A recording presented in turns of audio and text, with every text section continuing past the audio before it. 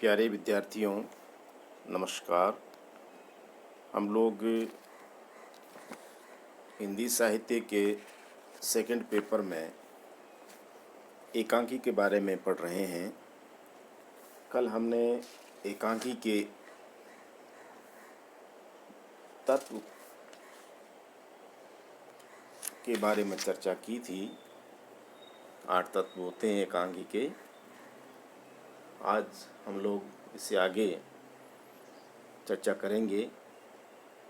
एकांकी और नाटक में क्या अंतर होता है, इस पर बात करेंगे। उसके बाद एकांकी का शिल्प विधान, इस पर चर्चा करेंगे। और उसके बाद बात करेंगे एकांकी के कितने भेद होते हैं, इस पर। तो चलिए आज की चर्चा शुरू करते हैं। सबसे पहले हम बात करते हैं एकांकी और नाटक में अंतर। जिस प्रकार उपन्यास अपनी विस्तृत कथा एवं जीवन के विविध पक्षों के प्रदर्शन में महत्व प्राप्त करता है और कहानी अपनी सीमित अभिव्यक्ति में ही महत्ता को प्राप्त कर जाती है, उसी प्रकार नाटक और एकांकी की भी स्थिति है। आपने इससे पूर्व उपन्यास और कहानी में जो अंतर पढ़ा था, लगभग वैसा ही अंतर नाटक और एकांकी में है। क्योंकि नाटक अपने सुदीर्घ व्यापार, विस्तृत कथा, पूर्ण चारित्रिक विकास आदि के कारण गौरव को प्राप्त करता है, जबकि एकांकी अपने लघु व्यापार, लघु कथा, लघु चारित्रिक संकेत द्वारा गौरव हासिल कर लेता है। यानी नाटक की कथा वस्तु लंबी चौड़ी होती है, उसमें कई अंक होते हैं और प्रत्येक अंक में कई दृश्य होते हैं, उसमें पात्रों की संख्या भी अधिक होती है। इसके विपरीत एकांकी में कथा छोटी होती है और चरित्रों का उस ढंग से विश्लेषण नहीं किया जा सकता विस्तार से, जैसा नाटक में संभव है। क्योंकि एकांकी एक अंक का होता है और उसमें दृश्य भी सीमित होते हैं, समय कम होता है, इसलिए आधा घंटे में जीवन के लंबे चौड़े कथा व्यापार को इसमें नहीं दिखाया जा सकता। तो पहला अंतर है नाटक और एकांकी में आकार को लेकर। आकार में नाटक बड़ा होता है, एकांकी छोटी होती है। नाटक में अंक अधिक होते हैं, एकांकी जैसा कि नाम से ही जाहिर है एक अंक होता है और उस अंक में भी दृश्यों की संख्या सीमित होती है, पात्र भी सीमित होते हैं। इस प्रकार एकांकी की महत्ता अपनी लघुता में है।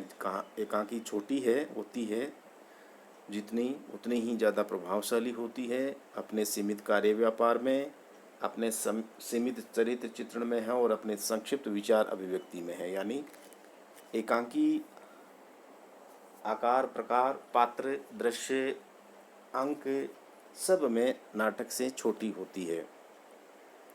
एकांकी तो जीवन के किसी महत्वपूर्ण अंश को प्रकाशित करके अथवा किसी एक विचार को प्रदर्शित करके या किसी एक समस्या का उद्घाटन करके जनमानस को उद्वेलित कर जाता है और बहुत कुछ कहकर संकेत रूप में सब कुछ कह जाता है। यानी बहुत ज़्यादा कहना नहीं पड़ता एकांकीकार को।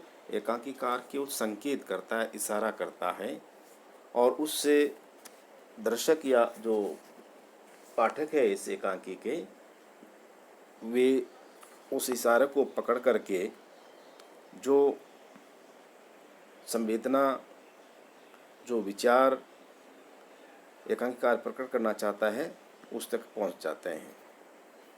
इसके विपरीत नाटक के लिए लंबा चौड़ा क्षेत्र होता है, अधिक समय भी चाहिए होता है, उसके लिए अधिक साज सज्जा की आवश्यकता होती है। नाटक में बहुत सारे अंक होंगे और प्रत्येक अंक में बार बार दृश्य बदलेगा, दृश्य भी अधिक होंगे, तो उसके लिए मंचन के लिए बहुत अधिक साजो सामान की भी ज़रूरत पड़ेगी, समय भी ज़्यादा चाहिए, पात्र भी अधिक होंगे। एकांकी अपने इसी प्रभाव के कारण आज के भागदौड़ भरे जीवन में नाटक की अपेक्षा रंगमंच के प्रति अधिक तीव्र आकर्षण रखता है। आज सभी के पास, किसी के पास समय नहीं है और समय भाव होने के कारण एकांकी थोड़े समय में दर्शकों का साहित्यिक मनोरंजन करने में सक्षम है। इसलिए आज के इस व्यस्तता के जीवन में नाटक से अधिक एकांकी के प्रति आकर्षण है लोगों में। यही कारण है कि पाठक नाटक की तुलना में एकांकी अधिक पढ़ते हैं और लेखक भी अधिक एकांकी लिखते हैं। अतः एकांकी अपने युग की देन है। आज का जो युग है जिसमें सभी किसी के भी पास समय नहीं है, जिस किसी से पूछो कि भाई मरने को फुर्सत नहीं है, तो इस मरने की भी फुर्सत नहीं होने वाले युग में किसी के पास कहाँ समय है कि वो 3 घंटे बैठ करके नाटक देखें। इसलिए आज के युग की अनिवार्यता है एकांकी। इस संबंध में डॉक्टर रामचंद्र महेंद्र लिखते हैं, एकांकी न तो बड़े नाटक का संक्षिप्त रूप है, न कहानी या संभाषण ही।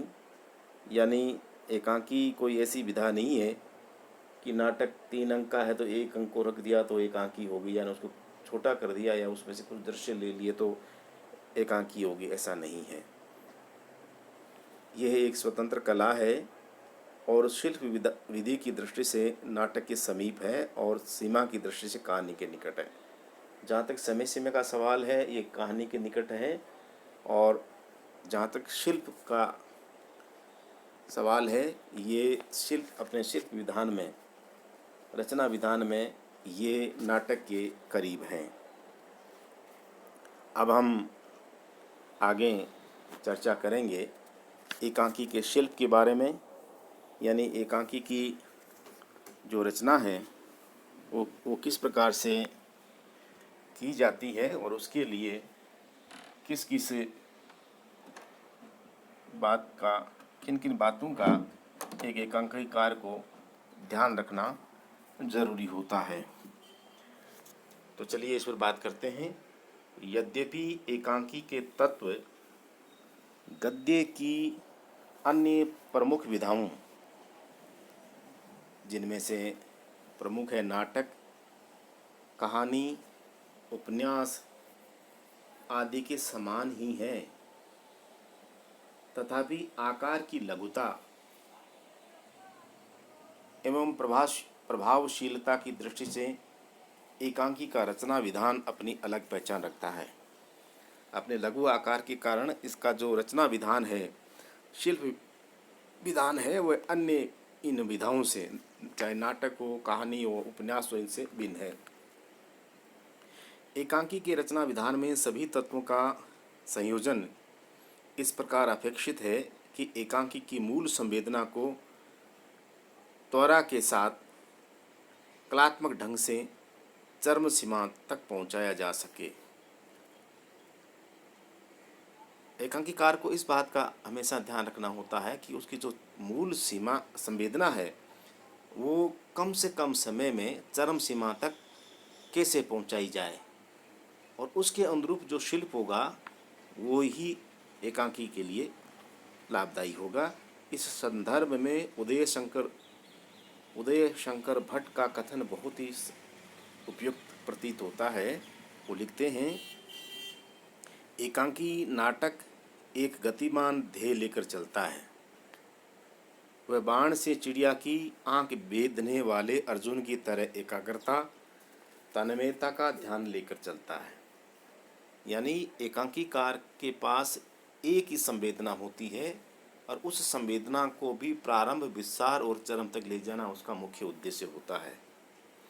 जिस प्रकार अर्जुन की आंख केवल चिड़िया की आंख को देख रही थी, यानी बाण की नोक चिड़िया की आंख को देख रही थी, उसी प्रकार एकांकीकार की नज़र सदैव एकांकी के प्रारंभ से लेकर अंत तक उस मूल संवेदना पर ही रहती है जिसको लेकर के एकांकी लिखी गई हो।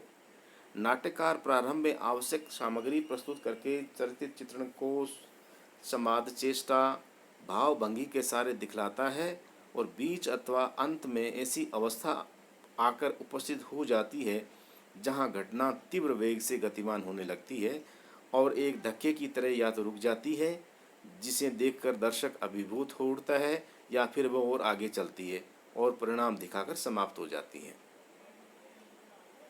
उपयुक्त कथन में जो अभी आपने उदय शंकर भट्ट जी का कथन पढ़ा, इसमें कलात्मक एकांकी के लिए जिन अपेक्षाओं की ओर संकेत है, यानी क्या क्या जरूरी है शिल्प विधान में एकांकी के लिए, उन्हें अगर क्रम से हम देखें और उसका विश्लेषण करें तो इस प्रकार से हैं ये।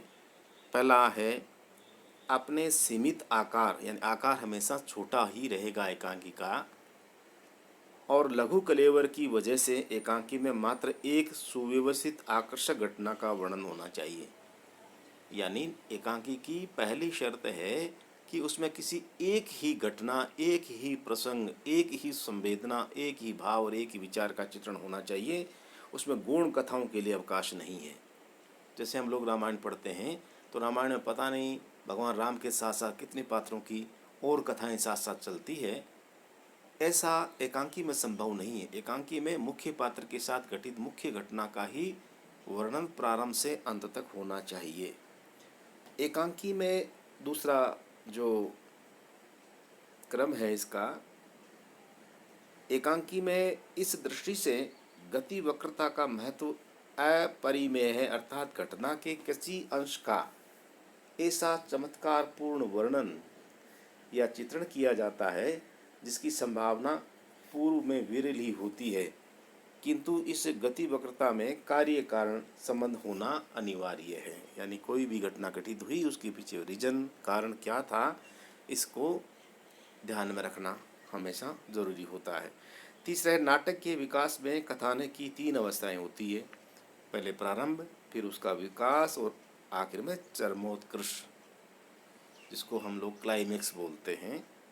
ये 3 अवस्थाएं होती है कथानक की। लेकिन एकांकी की घटनाएं क्षिप्र गति से घटित होनी चाहिए, यानी तेज गति से घटित होनी चाहिए। उसमें अलग अलग ये प्रारंभ, विकास, ये अंत, इतना समय उसमें नहीं होता है।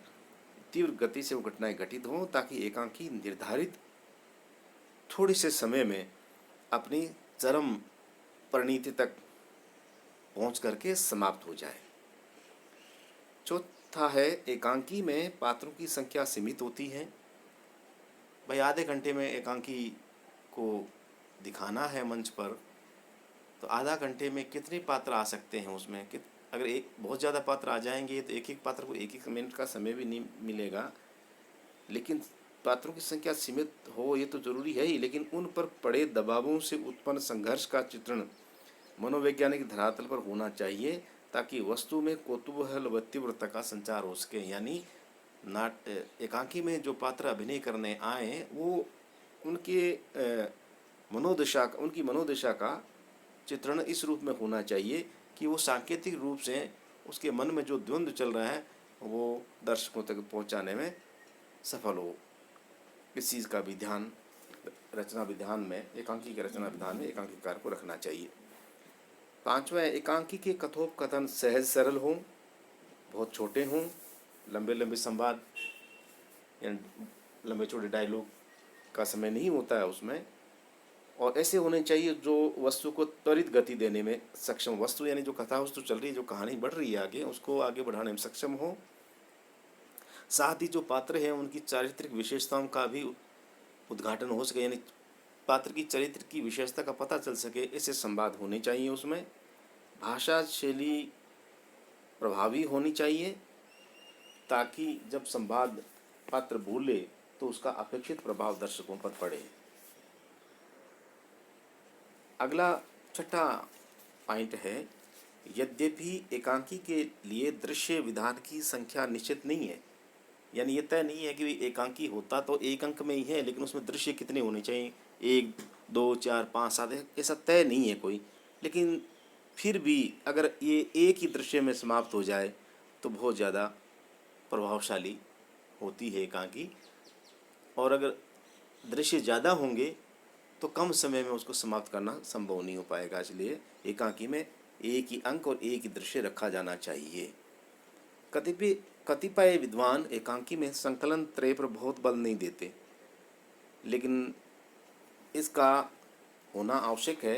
कल हमने संकलन त्रय पर बातचीत करी थी ना कि कार्य, काल और स्थान की एकता को संकलन त्रय कहते हैं। कार्य, काल और स्थान, इनका एक होना आवश्यक है।